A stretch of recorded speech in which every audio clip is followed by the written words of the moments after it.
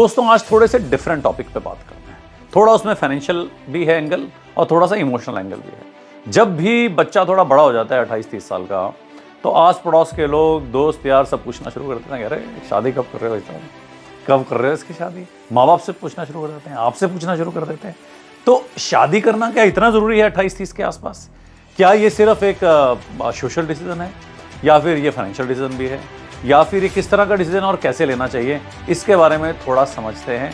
अगर आपकी शादी हो गई तो भी ठीक है, नहीं हुई तो भी ठीक है, समझिएगा ज़रूर। बिकॉज वो कहते हैं ना कि शादी एक ऐसा लड्डू जिसने खाया वो भी पछताया, जिसने नहीं खाया वो भी पछताया। तो ये लड्डू टेस्टी कैसे बन सकता है, आइए समझते हैं इस वीडियो में। होता यूं है कि शादी से पहले हम शादी के हर एस्पेक्ट से वाकिफ ही नहीं होते। हमें पता ही नहीं होता कि शादी के बाद क्या क्या बदलाव आने वाले हैं। हमें लगता है कि बस एक लड़की है वो पसंद आ गई, या लड़का है पसंद आ गया तो उससे शादी होगी, साथ में मिलकर रहेंगे। नहीं, उससे जुड़े बहुत अलग अलग डिसीजंस हैं।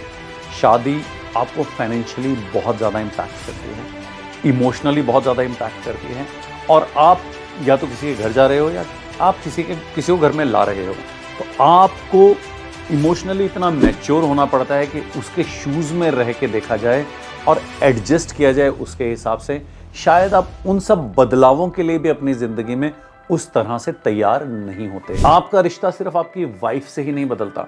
आपकी शादी के बाद आपका रिश्ता आपकी वाइफ के साथ साथ आपके पेरेंट्स, आपके भाई बहन, आपके और रिश्तेदारों से भी थोड़ा बदल जाता है। थोड़ी उसकी डायमेंशंस चेंज हो जाती है। वैसे ही शादी के बाद सिर्फ ये नहीं होता कि फाइनेंशियली आपको बस घर में लाना है, उसकी देखरेख करनी है, उससे जुड़ी हुई बड़ी फैमिली होती है।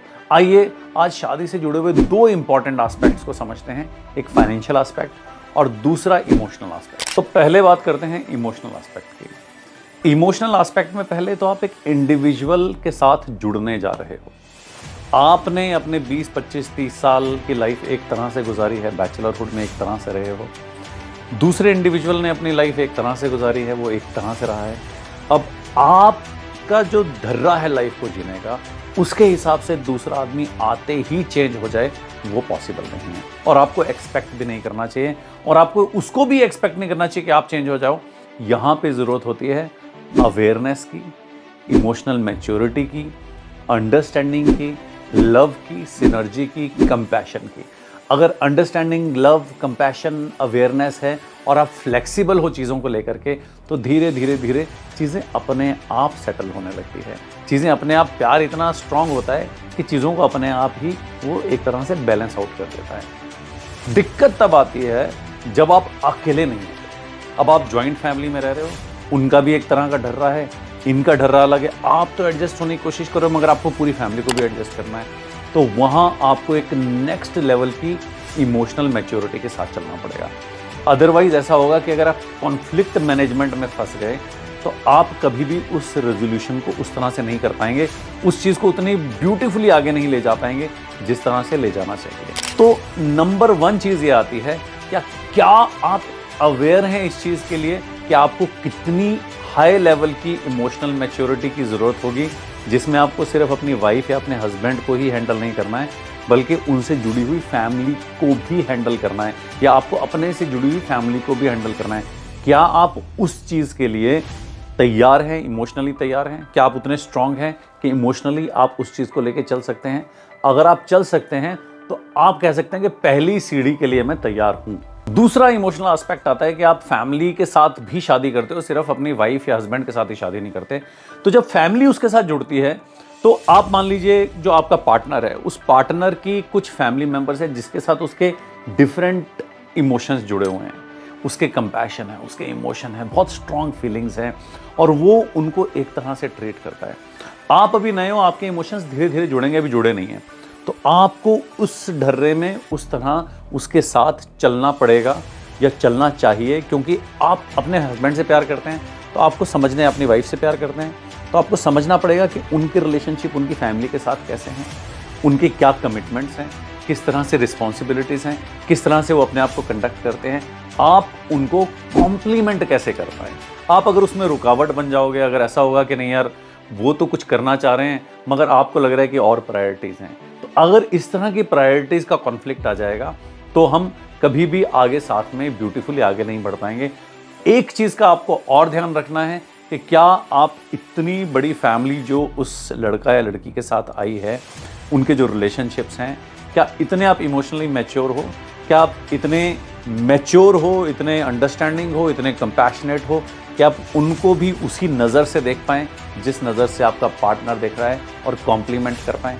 अगर आप हो तो आप शादी की दूसरी सीढ़ी चढ़ चुके हो, तो आप कुछ हद तक और तैयार हो शादी करने में। तीसरी चीज़ होती है, जब भी कोई बाहर से आदमी आता है तो डिफरेंस ऑफ ओपिनियन होते हैं। ऐसा नहीं कि बाहर से ही कोई आदमी आता है तो डिफरेंट ओपिनियन होते हैं, भाई बहन में भी होते हैं, माँ बाप में भी होते हैं, मतलब बेटे और बच्चों में और पेरेंट्स में भी होते हैं, डिफरेंस ऑफ ओपिनियन होते ही हैं। तो वो भी झगड़ते हैं, बहस करते हैं किसी बात पे, दे एग्री और एग्री टू डिसएग्री, मगर हम उसी लेंस से तीसरे आदमी को नहीं देख पाते। मान लो कि एक कोई लड़की है किसी घर में, अब उसका आर्ग्यूमेंट आपकी मदर के साथ हो गया, सास बहू का आर्ग्यूमेंट हो गया, या आपकी बहन के साथ उसका आर्गूमेंट हो गया, आपके भाई के साथ आर्गूमेंट हो गया, नॉर्मल है, भाई भाई का भी होता है, मतलब डिफरेंट ऑफ ओपिनियन है तो आर्गूमेंट होगा।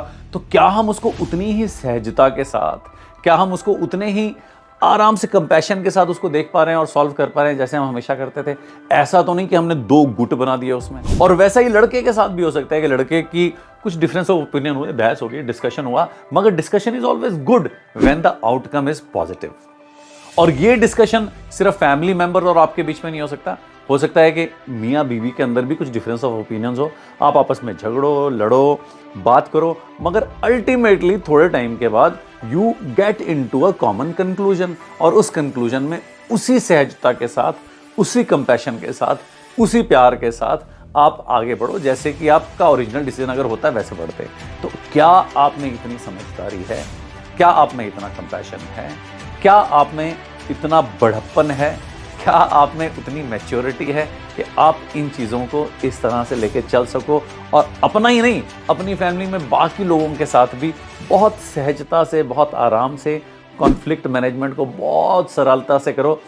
ऐसा नहीं होना चाहिए कि आप भी इरिटेट हो गए, आप भी स्ट्रेस में आ गए। जिस दिन वो हो गया कि दोनों स्ट्रेस में आ गए और वो गुड बन गया, तो उस दिन स्ट्रेस लेवल फिर उससे मल्टीप्लाई ही होता जाता है। तो क्या आप इसके लिए तैयार हैं? अगर आप इसके लिए भी तैयार हैं तो इमोशनली आप कह सकते हैं कि ठीक है, मैं काफ़ी तैयार हूँ शादी करने के लिए। मगर आप इन सब चीज़ों के लिए तैयार नहीं हैं तो ये मत समझिए कि एकदम स्मूथ मलाई की तरह सब कुछ निकलेगा। चीज़ें चेंज होगी, आपको तैयार रहना पड़ेगा। और कभी भी सबसे एक नेगेटिव चीज़ ये होती है कि हम जो बाहर से जो लड़की आती है या फिर हस्बैंड को, मतलब दोनों तरफ से, हम उसको ही दोष देना शुरू कर देते हैं। ये बिल्कुल गलत है, ये बिल्कुल ही गलत है। आपको समझना पड़ेगा कि कोई बिल्कुल डिफरेंट अपब्रिंगिंग से आ रहा है, यहाँ पे एकदम डिफरेंट अपब्रिंगिंग कल्चर चल रहा है। अब एक कल्चर चाहे वो किसी भी घर का हो, डिफरेंट तो होता ही है, उस कल्चर से यहाँ आके और ये कल्चर अलग है, आप सोचो वो एकदम घुल मिल जाए आते ही, मतलब ऐसा बहुत कम होता है। तो इसलिए उस तरह की इमोशनल मैच्योरिटी, उस तरह का अवेयरनेस, उस तरह का आपकी खुद की जो बढ़प्पन है वो होना चाहिए चीज़ों को समझने के लिए। अगर आप इस तरह से समझ सकते हो तो आगे आपको शादी करने का हक है। अगर नहीं समझ सकते तो फिर कॉम्प्लेक्सिटी बढ़ जाएगी, स्ट्रेस बढ़ जाएगी। तो फिर वो क्या है ना, शादी का लड्डू जो खाए वो भी पछता है, ना खाए वो भी पछता है। तो खाने के बाद वो लोग ज़्यादा पछताते हैं जिनकी इमोशनल मैच्योरिटी नहीं होती, जिनकी अंडरस्टैंडिंग नहीं होती, जिनका कंपैशन नहीं होता। आप उनमें से नहीं है, आई होप। अब बात करते हैं फाइनेंस की, फाइनेंस एंगल की बात करते हैं। अब देखो, जब शादी होगी तो पहले तो आप अकेले थे, छड़े थे, कोई दिक्कत नहीं थी यार, आप तो खटिया लगा के भी सो जाते थे यार। कोई बाहर से ऑर्डर कर दिया, नहीं खाया, ब्रेड खाई, ये खाया वो खाया, वैसे सो गए, कोई दिक्कत नहीं, छड़े कोई दिक्कत नहीं है ना, जो मन में आओ पहन लिए चले गए। मगर शादी के बाद एक जो है ना, हाउस बिकम्स अ होम। तो आपको घर बनाना पड़ता है, उसमें फर्नीचर भी आता है, उसमें कपड़े भी आते हैं, उसमें बहुत सारी चीज़ें आती हैं, टीवी आता है, फ्रिज आता है, सब कुछ, मतलब एक घर जैसा हो जाता है। तो उसके लिए खर्चा लगता है और उसकी मेंटेनेंस भी पड़ती है। फिर अब घर बनता है तो घर में रिश्तेदार भी आते हैं, तो रिश्तेदार आते हैं तो खाने के लिए और सामान आता है, कुछ गिफ्ट भी डिस्ट्रीब्यूट होते हैं, रिश्तेदारों की शादी भी होती है, शादी में गिफ्ट भी जाते हैं, किसी का बर्थडे भी होता है, वहाँ पर भी गिफ्ट जाते हैं। तो वो सारे फाइनेंशियल आउटफ्लोज होते ही है। उसके लिए आपकी तैयारी 100% होनी चाहिए। ऐसा नहीं आप सोचो कि कोई बात नहीं है यार, एक लड़की है उसका ध्यान रख लूँगा, एक लड़का है कोई बात नहीं, ऐड हो कोई बात नहीं, लड़का लड़की आपस में दो ही लोग हैं, नहीं, दो लोग नहीं होते। You marry to a bigger family in India खास करके। तो आप जब भी ऐसा करते हो तो बहुत सारी फाइनेंशियल लाइबिलिटीज आती है, और फिर 1-1.5 साल गुजरता है और पूछना शुरू कर देते हैं लोग, अरे क्या हुआ, खुशखबरी कब सुना रहे हो, अरे भाई साहब क्या हो गया, कोई प्रॉब्लम है क्या? तो आपको फिर लगता है यार कि मतलब अब तो बच्चा कर लेना चाहिए। मतलब कई बार तो आपको लगता है कि नहीं यार अभी बच्चा नहीं करना चाहिए, हम उसके लिए तैयार नहीं है, मगर इधर से उंगली उधर से उंगली इधर से उंगली, मतलब सब। अब करना कुछ नहीं, किसी को बच्चे नहीं, बच्चे आपको पालने हैं, आपको अपना परिवार देखना है, आपको खर्चे उठाने हैं, उनको कुछ नहीं करना, बस उंगली करनी है। और वो उंगली इतनी खतरनाक हो जाती है कि आप फिर सोचते हो कि यार अब तो कर ही लेना चाहिए। फिर डिस्कस करते हो आपस में यार कि फैमिली प्रेशर बातें कर लेंगे, फिर एक दिन मतलब हो जाता है, और हो जाता है फिर बच्चों का फिर जो खर्चा होता है वो तो फिर अलग लेवल का होता है। तो आपको ये देखना है कि आप उन खर्चों के लिए तैयार हैं। तो उसमें भी क्या है, अगर दोनों अर्निंग है तब तो फिर भी चलो ठीक है यार, चलो दोनों अर्निंग है कि मेंबर्स बढ़ रहे हैं फैमिली में, तो अर्निंग भी बढ़ रही है ओवरऑल फैमिली की। मगर अगर हस्बैंड ही कमाता है या वाइफ ही कमाती है, मतलब या फिर इनकम का वेरिएशन ज़्यादा है, तो आपको ये भी देखना है कि यार इसको एडजस्ट कैसे करेंगे। क्या आप उस चीज़ के लिए तैयार हैं? आपकी सेविंग कट हो जाएगी, इन्वेस्टमेंट कट हो जाएगी, कैसे आप क्या उसको फाइनेंशियली, क्योंकि आपको सिर्फ ऐसा नहीं शादी कर लेनी है, शादी करके आपको अच्छी ज़िंदगी जीनी है, अच्छी ज़िंदगी देनी है। आप अच्छी ज़िंदगी के लिए शादी करते हैं, ना कि कॉम्प्रोमाइज़ करने के लिए शादी करते हैं। तो क्या आप फाइनेंशियली भी इन सब चीज़ों के लिए तैयार हैं? अगर तैयार हैं तो ही सोचिए, नहीं तैयार हैं तो पहले तैयार हो जाओ, जल्दीबाजी मत करो। तो आपको ये भी देखना होगा कि सोशल प्रॉब्लम भी होती जा रही है धीरे धीरे, क्योंकि पहले क्या था ना कि पहले सिर्फ वेस्टर्न वर्ल्ड्स में डाइवोर्स का कल्चर बहुत ज़्यादा था। कई कई देशों में तो 50-53% डाइवोर्स हो जाते हैं शादी के बाद, और ये धीरे धीरे इंडिया में भी डाइवोर्स का जो ट्रेंड है वो बढ़ रहा है। वो सिर्फ उसका एक ही कारण होता है कि हम इमोशनली फाइनेंशियली पूरी तरह से अवेयर नहीं होते, हम चीज़ों को उस तरह से समझते नहीं हैं। तो अब मुद्दे की बात ये आती है, समझना हमें ये होगा, क्या एज एक इकलौता क्राइटेरिया है जिससे बस बच्चे शादी के लायक हो गए? मतलब 28, 30, 35 साल के बच्चे हुए तो हमने बोला बस अब शादी के लायक हो गए, अब शादी करो। अरे शादी हो जाएगी तो अपने आप समझदारी आ जाएगी, रिस्पॉन्सिबिलिटी आएगी तो समझदारी अपने आप आ जाएगी। अगर बच्चे इतने बड़े हो चुके हैं कि उनको इतनी बड़ी रिस्पॉन्सिबिलिटी दी जाए कि शादी कर लें, तो शायद वो इतने बड़े भी हो चुके हैं कि उनको थोड़ा अपने लिए डिसीजन लेने दिया जाए। और दूसरा, सिर्फ एज इकलौता एक क्राइटेरिया हो सकता है क्या? वो एक सर्कल है, ठीक है, उस सर्कल का पूरा होना ज़रूरी है, मगर उसी तरह के 4 सर्कल हमारे अगर पूरे होते हैं तो हम सही मायने में शादी कर सकते हैं। फिर वो लड्डू जो है ना, वो लड्डू आपका हमेशा मीठा रहेगा। दूसरा सर्कल आता है आपकी इमोशनल मैच्योरिटी।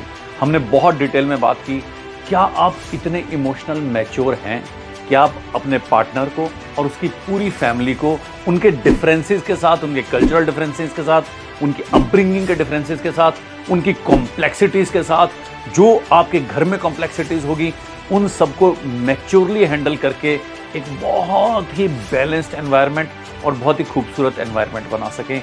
क्या वो इमोशनल मैच्योरिटी का दूसरा सर्कल आप क्वालिफाई करते हैं? ये आपको अपने आप से पूछना होगा। तीसरा सर्कल जो कि बहुत ही ज़्यादा इंपॉर्टेंट सर्कल है, आप मैच्योरिटी में भी बहुत अच्छे हैं, आप एज में भी बहुत अच्छे हैं, मगर फाइनेंशियली अगर आप तैयार नहीं हैं, अगर फाइनेंशियली रिस्पॉन्सिबिलिटी लेने के लिए तैयार नहीं हैं, तो भी हम शादी नहीं कर सकते।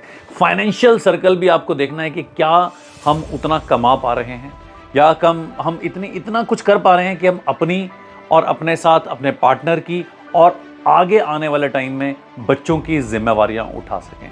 तो फाइनेंशियल सर्कल भी बहुत ज़रूरी है।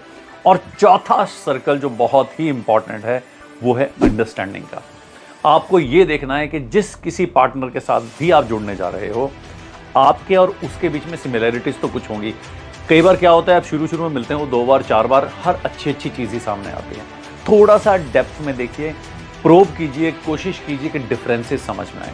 कल्चरल डिफरेंसेस क्या हैं, अपब्रिंगिंग के डिफरेंसेस क्या हैं, क्या चीज़ें हैं जो आपको डिफरेंट बनाती हैं, क्या उन डिफरेंसेस को आप अपना सकते हैं, क्या वो अंडरस्टैंडिंग आपके बीच में है, क्या आप एक कॉमन थ्रेड में चल रहे हैं। हो सकता है कि आप अपने भविष्य को लेकर के एक दिशा में जाना चाहते हो सकता है आपका पार्टनर दूसरी दिशा में जाना चाहता हो, तो क्या वो चीज़ें आपस में मिल सकती हैं? जैसे फॉर एग्जांपल मान लीजिए कि आप चाहते हो कि यार मुझे ना सेटल किसी एक्स कंट्री में होना है, मेरा ड्रीम है कि बस उस कंट्री में सेटल हूँ और ये वाली जॉब करूँ, मगर आपके पार्टनर बोलता है कि नहीं यार, मेरा ये ड्रीम है कि मुझे छोड़नी ही नहीं है ये वाली कंट्री जहाँ पे मैं रहता हूँ, मुझे इंडिया को छोड़ना ही नहीं है, मेरे पेरेंट्स हैं, मेरे पास और रिस्पॉन्सिबिलिटीज़ है, मैं छोड़ ही नहीं सकता। तो आपको चौथा सर्कल भी देखना है। अगर ये 4 सर्कल आपके सही मायने में सही हैं, तो आप सही मायने में शादी के लिए तैयार हैं। 4 सर्कल कौन से? पहला सर्कल एज का, दूसरा इमोशनल मैच्योरिटी का, तीसरा फाइनेंशियल मैच्योरिटी का, और चौथा आपकी ओवरऑल अंडरस्टैंडिंग का। एक चीज और है, वो है कि सबसे बड़ा रोग कि क्या कहेंगे लोग, अरे लोग क्या कहेंगे, सोसाइटी क्या कहेगी, क्या फर्क पड़ता है उससे। मतलब आपको शादी करनी है, आपको अपनी फैमिली बनानी है, सिर्फ इस प्रेशर में अगर आप शादी कर रहे हो कि नहीं यार लोग क्या बोलेंगे, यार वो पड़ोसी क्या बोलेगा, ये क्या बोलेगा, उससे कुछ नहीं होगा। अल्टीमेटली आपको अपनी लाइफ की गुजर बसर करनी है। फाइनेंशियली अगर आपके पास सिक्योरिटी नहीं है, अगर आप एक लेवल ऑफ की ज़िंदगी जीना चाहते हैं, एक स्टैंडर्ड की ज़िंदगी जीना चाहते हैं, उतने फाइनेंशियली आप अभी तैयार नहीं हैं, तो कोई आपकी मदद करने नहीं आएगा। कल को अगर कोई प्रॉब्लम आती है आपकी अंडरस्टैंडिंग में, कोई स्ट्रेस बनता है फैमिली के अंदर, तो कोई भी आपकी मदद करने नहीं आएगा। सब आपको राय देंगे, जैसे आज राय दे रहे हैं ना कि यार ये कर लेना चाहिए, उस टाइम भी सब बोलेंगे ये कर लेना चाहिए, मगर जिस तन लागे वो तन जाने।